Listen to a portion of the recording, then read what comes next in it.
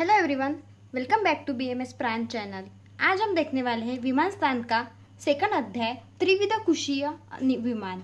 इसमें सबसे स्टार्टिंग में क्या दिया है चरक ने, तो कुशीचे 3 भाग, म्हणजे कुशीचे 3 भाग असतात।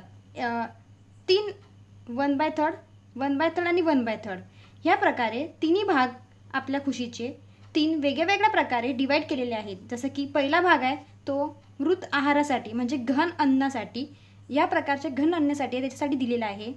दुसरा भाग द्रव्य पदार्थासाठी, म्हणजे जे पदार्थ ज्यांचं स्वरूप द्रव्य मध्ये आहे त्या पदार्थांना हा भाग दिलेला आहे। आणि तिसरा भाग खाली सोडलेला आहे, रिकामा ठेवलेला आहे वात पित्त कफ यांच्यासाठी। अशा प्रकारे आपल्या कुशीचे म्हणजे आपल्या स्टमकचे 3 पार्ट्स आहे आणि 3 पार्ट्स या प्रकारे भागात तोडले आहे।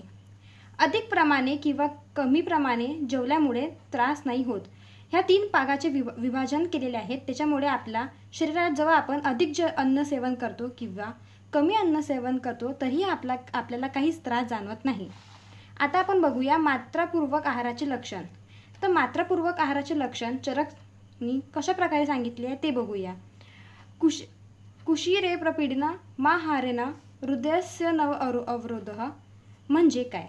आता मात्रापूर्वक आहार आहे, तो मात्रापूर्वक आहार घेतल्याने सुद्धा काय लक्षण दिसून येतात ते आपण बघूया। जेव्हा पोटभर त्रासदायक पदार्थ खाऊन सुद्धा दाव पडत नाही, म्हणजे आपल्या जेव्हा पोटात आपण पोटभर पदार्थ खातो आणि नंतर आपल्याला त्याचा त्रास जाणवत नाही, म्हणजे ते पदार्थ काय आहे, मात्रापूर्वक आहार आहे। मात्रापूर्वक आहार हे पदार्थ कशा पदार्थाला म्हणले जाणार, ज्या पदार्थांनी आपण जेवण केल्यासुद्धा नंतर आपल्याला काही त्रास जाणवत नाही। आपल्या हृदयातली जी गती आहे, हृदयातील गती अडथळा होत नाही, म्हणजेच काय, हृदयस्य अवरोधः म्हणजे हे आपल्याला जाणवत नाही।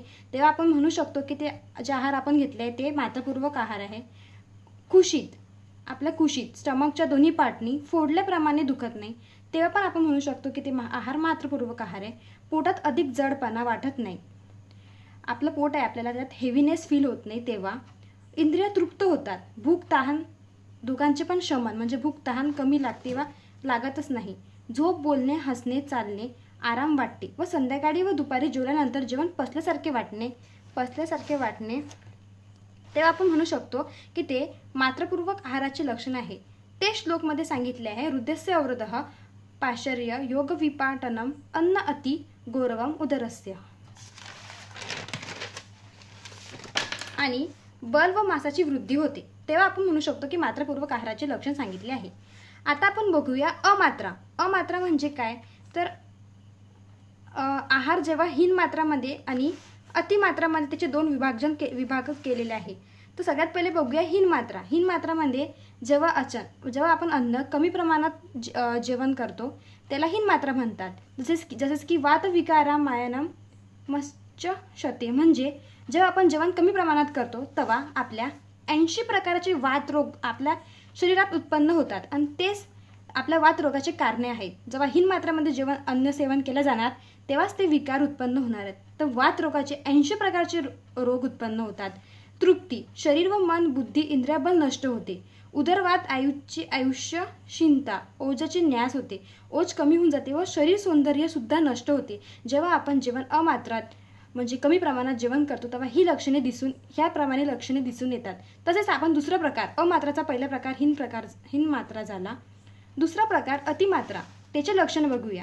सर्व दोष प्रकोमा विच्छन्ति कुशल, म्हणजेच काय, तर सर्व दोष प्रकोपित होतात।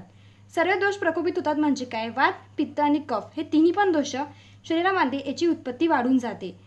म्हणून असे म्हणले जाते की हीन मात्रात आहार सेवन केलेले एकदाचे ठीक आहे, पण अतिमात्रा सेवन नाही करू, कारण तिन्ही पण दोषाचा प्रकोप होतो याच्यात। सर्व दोष प्रकोपित दोष, आता काय नेमका घडते काय क्रिया, तर जे प्रकोपित दोष आहे न पचल्यामुळे आहारामध्ये काय होतात, ते पचत नाही, त्याच्यामुळे ते आहारशीमध्ये प्रवेश करतात, तिथे आपल्या अन्नाचा आश्रय बनवतात। आश्रय बनवल्यानंतर तिथे आपले विकार उत्पन्न करतात। त्याच्यामुळे अतिमात्रात तिन्ही पण दोष उत्पन्न होऊन आपले विकार उत्पन्न करतात।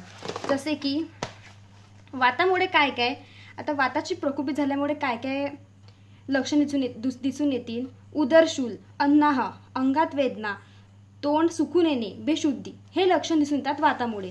पित्तामुळे कसे लक्षण दिसून येतील? ज्वर, अतिसार, अंतर्दहा, तहान, मंद, भ्रम, प्रलाप. कफामुळे वमन, आरोचक, अपचन, शीतज्वर, आळस आणि अवयवांमध्ये जडता ही लक्षणे वात, पित्त आणि कफामुळे दिसून येतील. आता आपण बघूया मनोविकारजन्य अजीर्ण म्हणजेच काय.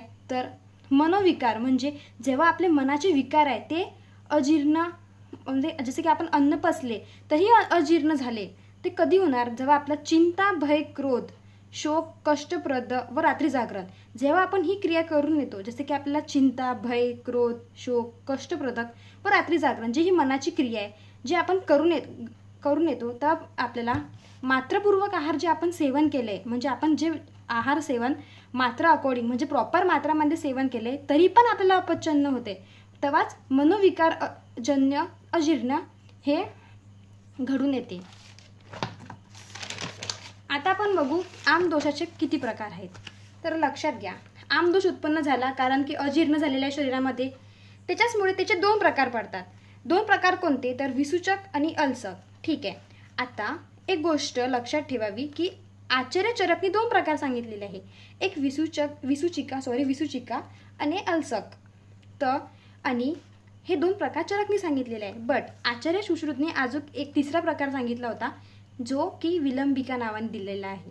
आता आपण बघूया विसूचिका आणि अल्सक याचे लक्षणं काय आणि त्याची पुढील चिकित्सा काय. तर ध्यानपूर्वक ऐका. विसूचिका म्हणजेच काय, त्याचे लक्षण कसे येणार. श्लोकमध्ये दिलेली लाईन ऊर्ध्वच्च अधच्च प्रवृत्त आमदोष म्हणजेच काय होणार. तर वरून मुखावटद्वारे वमन क्रिया होणार, म्हणजे वमना थ्रू आमदोष बाहेर निघणार. कशातून? तर मुखावटमधून. आणि तसेच खालून विरचनाद्वारे गुदामार्गातून आमदोष सुद्धा बाहेर निघेल, म्हणजे वरतून आणि खालून ह्या दोन्हीतून आमदोष बाहेर निघून येणार. तसेच अतिमात्रा सेवनजन्य लक्षण, इथे जे आपण लक्षण अतिमात्रात बघितले तेच लक्षण इथे विसूचिकामध्ये पण दिसून येणार. आणि त्याची चिकित्सा बघूया. कशाची? विसूचिकाची. तर आता आपण बघितलं की मुखाद्वारे व गुदाद्वारे आमदोष बाहेर निघून आल्यास कोणती चिकित्सा द्यावी. तर लंघन करावे. लंघन केल्यानंतर दुसरी चिकित्सा काय दिलेली आहे तर विरेचन करावे व विरेचनानंतर पथ्य कोणते? तर पेया, विलेपी आणि संसर्जन कर्म हे 3 क्रिया करून आणायची. आता अलसक बघूया. अलसकमध्ये तिन्ही पण दोष प्रकोपित होतात, पण सर्वात जास्त ज्याचा डॉमिनन्स ज्याचा जास्त असतो तो म्हणजे की कफदोष. आता तिन्ही दोष प्रकोपित झाल्यानंतर कफदोषाचा प्रमाण सर्वात जास्त असतो. दुर्बळ अग्नमंद, अपान वायू व मलमूत्र यांचा वेग अडवणे, कठीण गुरु व अधिक वृक्ष पदार्थाचं सेवन, या सर्व प्रक्रिया केल्यामुळे या सगळ्या प्रक्रिया लक्षण असणाऱ्या जो व्यक्ती आहे त्याच्यामध्ये काय होते तर वायूने पीडित, म्हणजे वायू पीडित होऊन कफामुळे मार्ग बंद होऊन जातात. म्हणजे जे हे आपला आमदोष आहे जे बाहेर निघायचा होता तो इथे पीडित होऊन व कफामुळे त्याचा मार्ग बंद होऊन तो अलस म्हणजे गतिहीन होऊन जातो, याला गती राहत नाही. मग तेच काय होते ते तिर्यक गमन म्हणजे काय तिर्यक गती म्हणजेच काय तर त्याचं जे ब्लडमध्ये डायरेक्ट ऑब्झॉर्प्शन होऊन जाते आणि त्याच्याचमुळे काय होते की संपूर्ण शरीराला दंड आणि काठीप्रमाणे जडता येते आणि त्यालाच आपण दंडालसक असे म्हणतो. नेमकं झालं काय तर दुर्बळ, अग्निमंद, अपान वायू व मलमूत्र व कठीण गुरु अधिक वृक्ष असे लक्षणं असणारे जे व्यक्ती आहे त्यांनी वायूने पीडित म्हणजे वायू आणि कफामुळे त्याचे मार्ग बंद होऊन तिर्यक गमन त्याचं होऊन दंडालसक प्रमाणे काठीप्रमाणे जडता उत्पन्न होऊन जाते. आता त्याची चिकित्सा कशी आहे तर त्याची चिकित्सा काय आहे अल्सकची. उल्लेख स्वेदह म्हणजेच काय करायचं आहे आपल्याला नेमकं हे श्लोकमधला आलेला शब्द आहे. वमन प्रक्रिया करायची आहे आपल्याला. वमन प्रक्रियामध्ये कसे वमन करणार आपण तर लवणासोबत उष्ण जल देऊन वमन करायची. आता वमन केल्यानंतर काय होणार आहे आपले जे स्रोतस अवरोध झालेला आहे त्यालाच आपण त्याच्यावर चिकित्सा म्हणून स्वेदन द्यायची. त्याने आपले स्रोतसचं अवरोध आहे ते कमी होऊन जाईल. आणि नंतर आता विरेचनसाठी म्हणजे मुखाद्वारे तर आपण वमन केलं तर गुदाद्वारे काय करू आपण स्नेहवर्ती प्रयोग करू. आणि स्नेहवर्ती प्रयोग केल्यानंतर आता जे अन्न आहे ते आपण अन्न तर देऊ शकत नाही कारण कोणतं पण अन्न दिल्यानंतर त्याचं अपचन होणार हे कंपल्सरी दिलेलं आहे. तर मग आपण तिला उपवास करायला लावतो त्यांनी की अजूक जे अन्न आहे ते देणार नाही. थोडं आपल्या शरीराला काही वेळ मिळून जाईल शरीराला प्राकृत अवस्थेमध्ये आणण्यासाठी. आता आपण बघूया आमदोष व आमविष. आमादोषालाच आमविष आहे असं सांगितलेले आहे. तर ते का सांगितलेले आहे, त्याचे 4 मुख्य रिझन सांगितलेले आहे. ते 4 मुख्य रिझन चरकांनी कोणते सांगितले. तर सगळ्यात पहिले आमदोषाचे लक्षण हे विष समान आहे, म्हणजे ज्यांचे जे लक्षण आहेत ते विषप्रमाणेच दिलेले आहे. विष समान असल्यामुळे आता विषाचे लक्षण कसे असतात, तर असाध्य, म्हणजे त्याची चिकित्सा नाही करता येत व ते असाध्य व्याधीमध्ये येतात. तसेच आमदोष सुद्धा असाध्य व्याधीमध्ये मानला जातो व त्याचा शीघ्र मारक असते व विरुद्ध चिकित्सावाला, म्हणजे चिकित्सा आहे ती विरुद्ध चिकित्सा आहे. ही 4 मुख्य रिझन आहे आमदोषाला आमविष म्हणण्यासाठी. आता आपण बघू आमदोष भोजन उपक्रम, म्हणजे आमदोषण पसल्यानंतर सुद्धा त्या व्यक्तीमध्ये कोणते उपक्रम करण्यात येतील ते बघा. सगळ्यात पहिले तर उदरमध्ये जडता, म्हणजे हेवीनेस फील होते, हालचाल होत नाही आहे व जेवणाची इच्छा सुद्धा नाही आहे अजून. तर दोष विद्यमान झालेले आहे, आहार पचले असेल तरी पण, म्हणजे हे अगर लक्षण दिसून आले आणि आहार पचलेले आहे तरी पण आपल्याला पुढच्या क्रिया करण्यात येतील. जसे की अग्नी प्रदीप्त करण्यासाठी अजून आपण औषधी देण्यास दिले पाहिजे.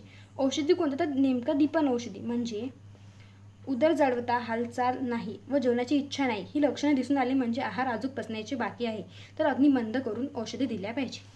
आता अजीर्ण आहे, आता अजीर्ण झालेले आहे आहार, तर भोजन देऊ नये. कारण आमदोषात दोष आहार आणि औषधी हे एकाच वेळेस पचन होऊ शकत नाही.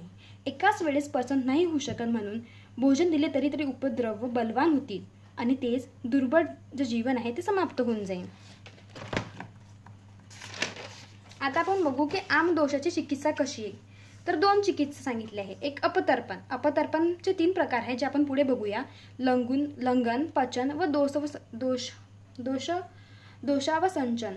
आणि दुसरी चिकित्सा म्हणजे काय, तर अंतक विपरीत. अंतक विपरीत म्हणजे काय, अंतकचाच पर्याय शब्द आहे तर व्याधी, म्हणजे व्याधीच्या विपरीत चिकित्सा करावी. आता आमदोष मुक्त व्यक्तीच चिकित्सा. तर आमदोष अगर दूर झालेला आहे, दोष पचन झालेले आहे, दोष औषधी देशकाल, आता हे सर्व गोष्टी अगर झालेल्या आहे तर यांचा विचार करून अभ्यंग, निरूह, अनुवासन, बस्ती आणि स्नेहपान प्रयोग अशी चिकित्सा करावी. थँक्यू. नेक्स्ट लाईक करा, कमेंट करा आणि सबस्क्राईब करा. पुढे आपण बघूया विमानस्थानचा 3रा अध्याय. थँक्यू.